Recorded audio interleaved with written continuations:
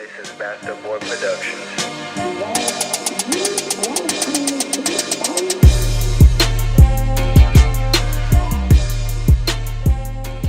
Salut à tous et bienvenue pour cette deuxième capsule spéciale jeunesse ici dans les locaux de l'église Momentum. Comment ça va, JM? Bah ça va bien et toi mon ami? Ouais, ça va, après à vivre ce petit temps avec toi.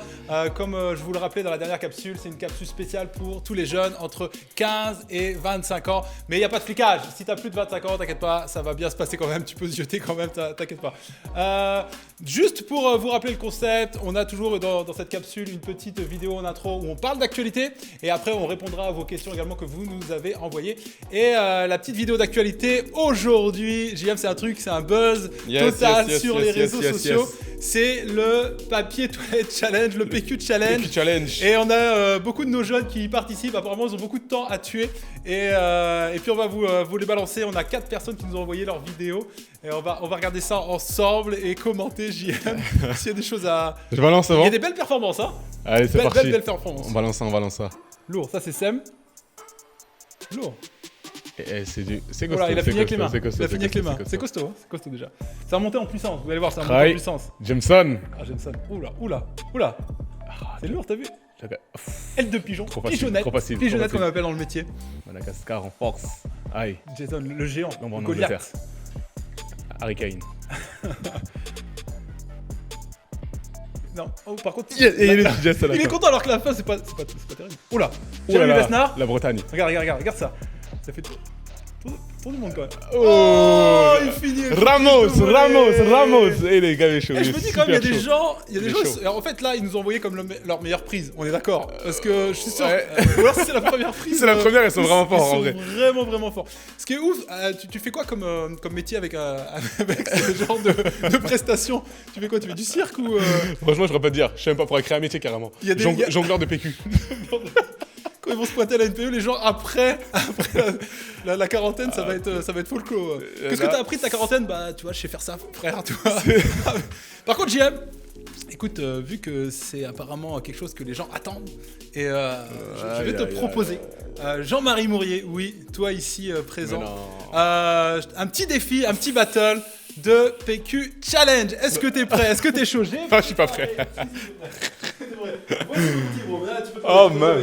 Je te provoque. Vas-y, Regarde nos distances. Vous savez que pendant cette capsule, on essaie de respecter les principes d'hygiène, évidemment, les gestes barrières. Donc, régulièrement, merci Jean-Marie. On peut évidemment se laver les mains. C'est pour ça que les chaises sont à distance. On essaie vraiment de respecter les consignes. Et on a une équipe technique qui est très réduite. On essaie vraiment de respecter un max les consignes. Et je vous invite également à le faire grandement chez vous.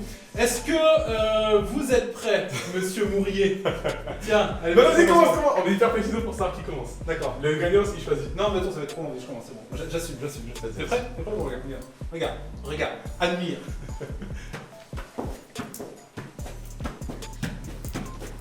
Oh. Je crois que tu m'as bouffé. C'est pas grave. Vas-y. Ok, mon Ben. Ouais, Attends, je me pousse ou comment ça se passe?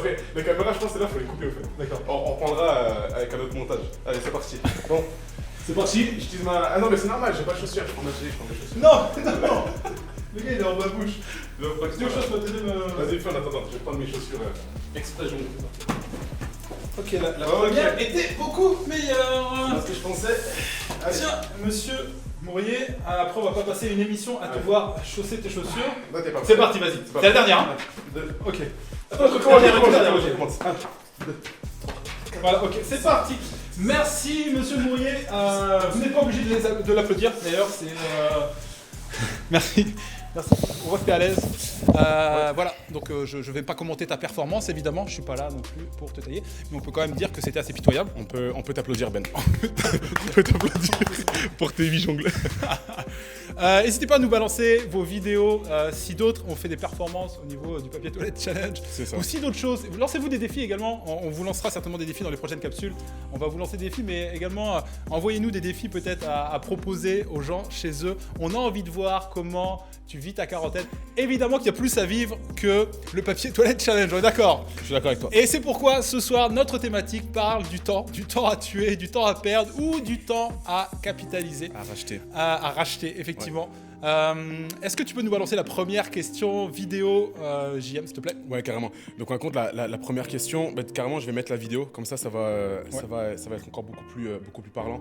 Elle nous vient directement d'Ivan, donc, qui est d'un ado, Yes. du groupe No Limit. Yes, Et Ivan. Petit big up à toi également si tu nous regardes. il fait sa pub, Alors, donc voilà, tac. Je vais la lancer. Je vais mettre pause. Comme ça, je peux la lancer ici. Super. Question d'ailleurs très pertinente d'Ivan. C'est parti.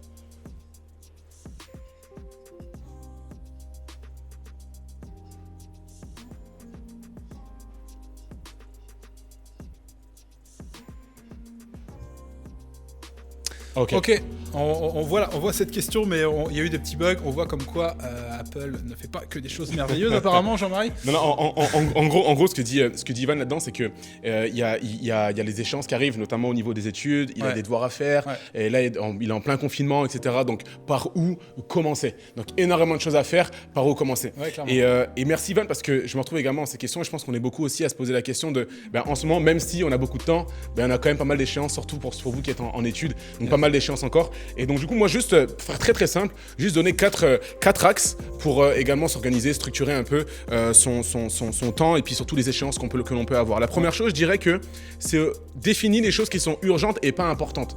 Et on va compte, lorsque tu classifies les choses qui sont urgentes et pas importantes, ces choses-là, tu peux les déléguer. Parce qu'en compte, c'est des choses qui sont peut-être urgentes à faire, mais comme c'est pas important, tu peux les déléguer à quelqu'un pour les accomplir. La deuxième chose, c'est que les choses qui sont urgentes et importantes, par contre, ces choses-là, tu dois les faire. Je pense que c'est chacun d'entre nous, on est appelé également à prendre nos responsabilités, donc à faire également les choses qui sont urgentes et importantes. Ouais. Et enfin, il y a également les choses qui sont non urgentes et non importantes. Ces choses-là, en fin de compte, je peux les supprimer. Je peux les repousser à beaucoup plus tard, ou sinon tout simplement les supprimer, j'élimine ces choses. Et enfin, les choses qui sont non urgentes et importantes quand même, je les planifie dans le temps, afin de pouvoir quand même les traiter, mais dans une durée plus éloignée. Yes. Donc tout simplement, moi je poserais la question, c'est quel est ton objectif cette année, Ben? Par exemple, toi tu pars un objectif, comme Ivan part le bac, comme beaucoup d'étudiants en ce moment ont des épreuves, des examens. Donc c'est quoi l'objectif de l'année? Donne le meilleur de toi-même pour réussir, travaille, la discipline, la rigueur et également une certaine hygiène de vie pour pouvoir réussir son année.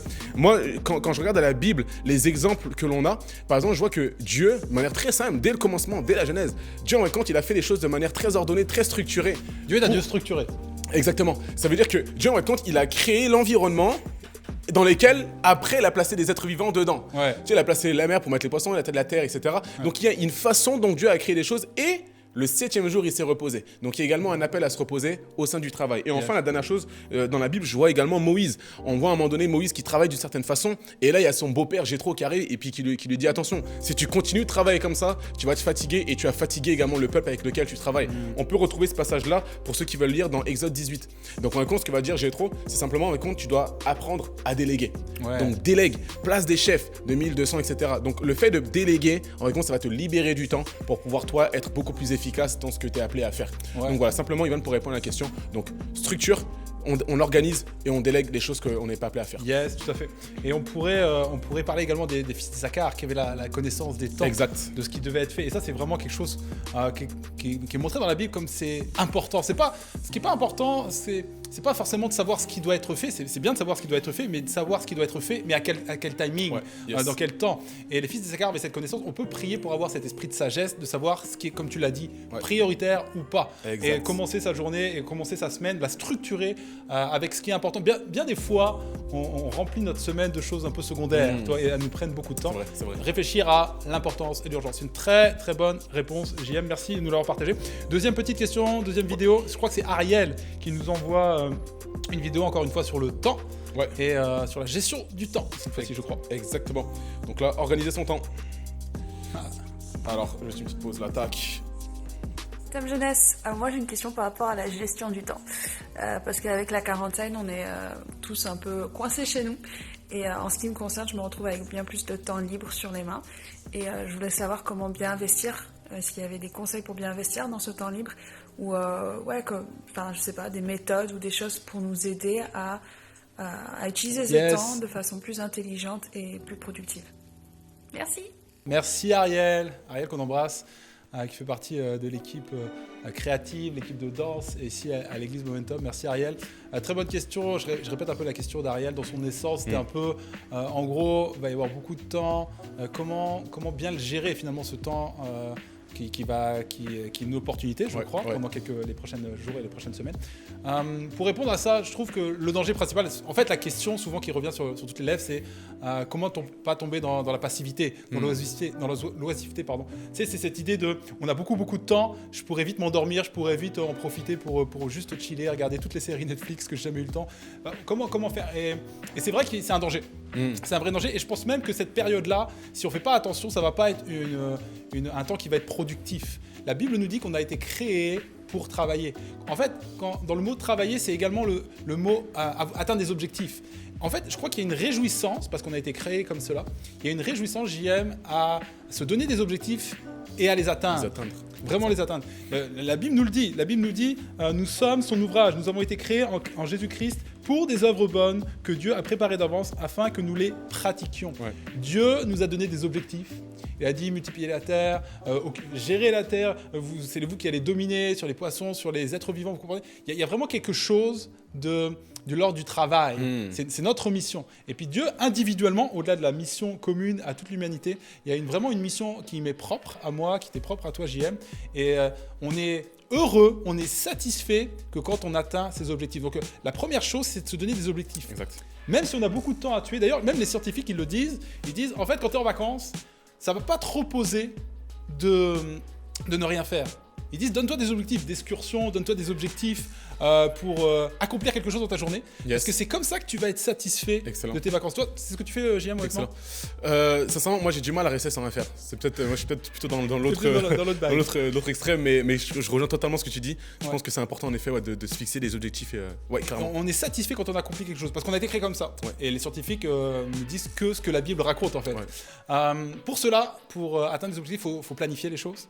Il faut avoir un agenda et je pense que j'invite chaque jeune à avoir un agenda clairement établi, que ce soit pendant les vacances ou que ce soit pendant ces temps de confinement ou même pour le reste de l'année, parce qu'il n'y a que comme ça qu'on voit si les choses sont équilibrées. C'est clair. Et Ben, moi je trouve aussi que c'est même hyper challengeant de voir, mettons, comme tu dis, tu te fixes des objectifs et les voir rien que des trucs cochés à côté. Ouais. Ça te motive encore plus, tu dis purée, ça c'est bon, c'est fait. Ça c'est check, ça c'est check. Tout à fait. Et je trouve ça hyper challengeant et hyper motivant. Oui, ce que tu dis est vrai, ça donne de la satisfaction. Ouais, c'est ça. Parce que moi, par exemple, avant, j'étais très to-do list. C'est une liste comme ça, mais c'est une liste.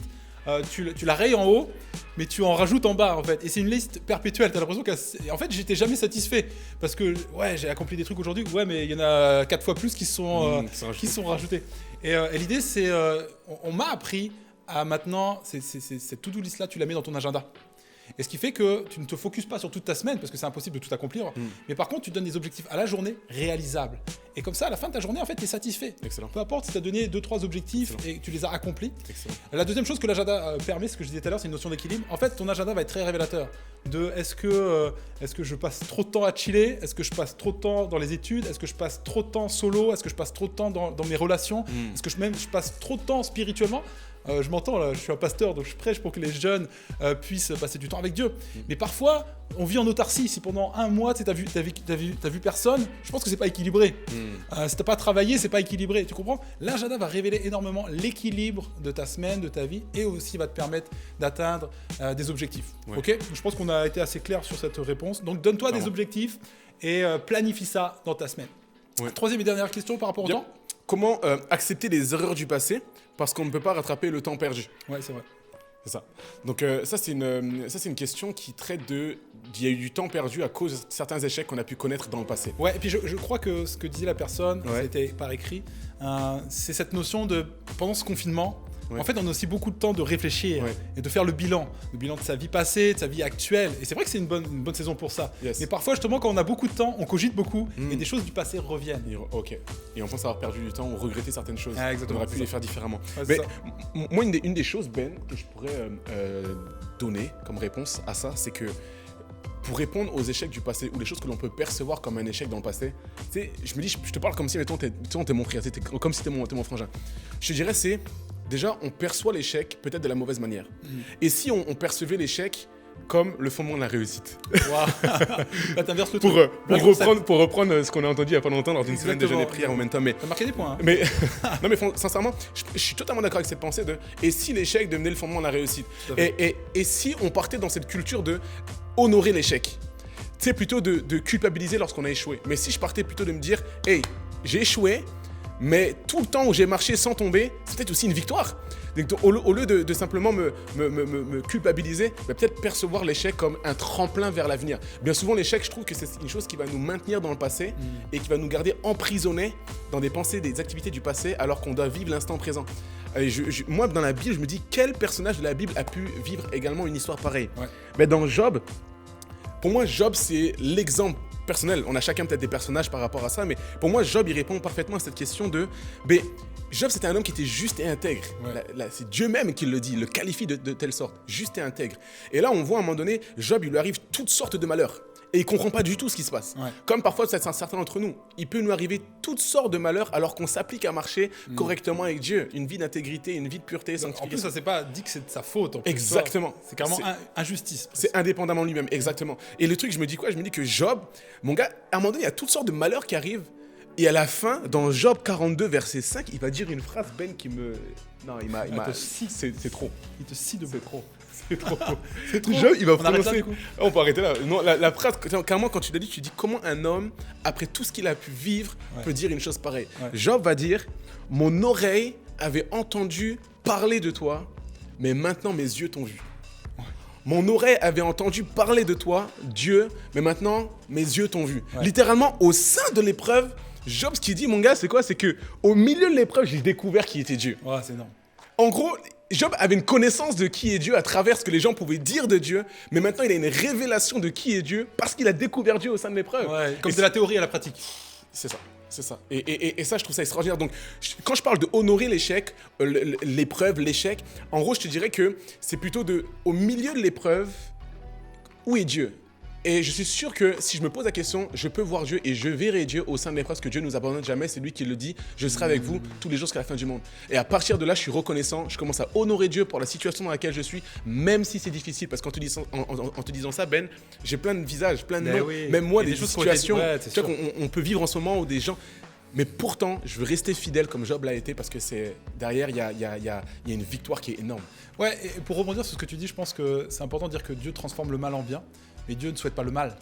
Dans cette idée que Exact. c'est pas Dieu qui envoie le mal pour nous apprendre quelque chose. Tu sais, souvent Exact. on entend ça. C'est en mode, voilà, Dieu l'a permis certainement pour que je sois certainement plus pur, plus sanctifié, ou que j'apprenne des choses. Tu sais, Dieu n'est pas responsable du mal. Tu sais, c'est pas lui. Il transforme le mal en bien, par Ouais. contre. Il est capable de ton épreuve d'en faire quelque chose de positif. Et de cette période de confinement, je crois qu'il va en sortir quelque chose de positif. Amen. Dans l'unité, nous on est dans une thématique We Are One à la jeunesse, et je crois que ça c'est bizarre, tu sais, vivre l'unité alors qu'on est séparés. Mais je crois qu'honnêtement, il y a quelque chose à vivre alors qu'on Exact. est séparés Yes. dans les maisons. Il y a Yes. une unité Yes. à vivre pendant le fait que l'on est séparés. Et c'est parce que Dieu transforme le mal en bien. C'est pas parce qu'il voulait ça, c'est parce qu'il transforme le mal en bien et qu'on passe de la théorie à la pratique. Donc si on résume un peu les points de ce que tu as dit, c'est l'idée de regarder l'épreuve comme et les erreurs passées comme différemment, Comme un fondement pour la réussite. comme un fondement Exactement. pour la réussite. Tout à fait. Et honorer l'échec. Pourquoi? Tout simplement parce qu'au milieu de l'échec, on découvre ce Dieu d'amour. Tout simplement. Ok. Dernière chose, et je vous donnerai juste un petit témoignage perso. Moi, c'est vrai que je me suis converti à Christ assez tard, tu le sais, JM. On a des parcours de vie assez différents, mais je me suis converti assez tard. Et c'est vrai que quand tu t'es converti assez tard, tu pensais pas à Dieu. Et donc, tu en as fait des erreurs. Et c'est vrai que j'ai rencontré ma femme assez tard. Et c'est assez paradoxal parce que quand tu es au lycée, quand tu es au collège et que tu parles d'histoire d'amour, tu sais, qu'on te dit toujours alors, toi, les filles et tout ça, t'as eu combien d'histoires d'amour et tout ça. T'as toujours une liste énorme à raconter parce que même la petite Sophie en maternelle, elle compte dans ces moments-là. Tu vois ce que je veux dire? C'est en mode ouais, je lui ai tenu la main, ouais, on est sortis ensemble, ouais, c'était compliqué, elle voulait pas que je partage mon bac à sable, tu vois, je veux dire. Ah ouais. T'as eu une petite Sophie, toi? Ouais, Donc, je vais pas rentrer dans. Elle s'appelait pas Sophie, moi. T'es pas Sophie, elle s'appelait pas Sophie? Elle s'appelait Iris. Iris, c'est vrai? C'est véridique? C'est vrai, j'apprends des trucs de toi en live, c'est énorme. Tout ça pour dire que, en fait, quand t'es plus jeune, tu sais, t'es toujours un peu fier de ça. Mais laisse-moi te dire que quand tu rencontres la bonne personne et que ta femme, ta future femme, tu la rencontres et qu'elle te dit alors toi, sinon dans ton passé, Il y a eu des choses un peu. Là, la liste, elle est beaucoup plus courte. Ouais, non, mais c'est pas important. On s'est juste pas... tenu la main. On s'est juste tenu la main. Et puis c'était un maternel, ça compte pas vraiment. Mais c'est vrai que. Faut dire la vérité. Je veux dire, il y a eu des choses qui ont été faites. J'ai eu des histoires passées parce que je me suis converti assez tard. Mais ce qui m'a vraiment. Et ce qui nous a aidé avec Pauline, par rapport à mon passé et son passé également, à passer par-dessus, c'est cette phrase qu'on trouve dans la parole de Dieu. Si quelqu'un est en Christ, il est une nouvelle créature.